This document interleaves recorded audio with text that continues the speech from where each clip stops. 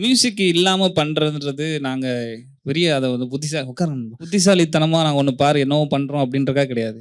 இதுவுமே நாங்க வந்து ஸ்கிரிப்ட்டா பேசிட்டு இருக்கும்போது எல்லாத்துக்கும் எங்களுக்கு அப்படி ஒரு ஐடியா இல்ல. நாங்க போய் அந்த டெரன்ட்ல போய் டிராவல் பண்ணும்போது, இது பண்ணும்போது இப்ப எக்ஸாம்பிள் சொன்னா அந்த குறுகிய பாதை ஒண்ணு இருக்கும்ல. ஆட்டோலாம் வந்து நின்று எல்லாரும் உள்ள போவாங்க. அந்த பொண்ணு பேசிட்டு இருப்பாள்ல. அந்த இடத்துல நாங்களும் சாதாரணமா டிராவல் பண்ணி போய் வண்டியோட சவுண்ட் எல்லாம் போய் டப்புன்னு ஆஃப் ஆன உடனே அங்க இருக்க ஆம்பியன்ட் சவுண்ட் அப்படி கேட்டுச்சு எங்களுக்கு. அந்த பூச்சி சத்தம் அது இது அப்புறம் ஒவ்வொரு வாட்டி டிராவல் பண்ணும்போது விண்ட் எங்களுக்கு மாறிக்கிட்டே இருக்கும். ஓகேங்களா? வண்டியில போயிட்டு இருக்கும்போது நம்ம இப்ப நான் உட்காந்து பேசும்போது இருக்கிற ரிதம் வேற, என்னோட டோன் வேற. வண்டியில டிராவல் ஆயிட்டு இருக்கும்போது என்னோட அப்படி உதறிக்கிட்டே நான் பேசுவேன். இது எல்லாத்தையும் நாங்க வந்து லைவா குடுக்கணும்னு ஆசைப்பட்டோம். ஸோ இது இந்த புத்திசாலித்தனமா நாங்க இதான் நீங்க யூஎஸ்பியா எங்கேயுமே நாங்க பயன்படுத்தியிருக்க மாட்டோம்.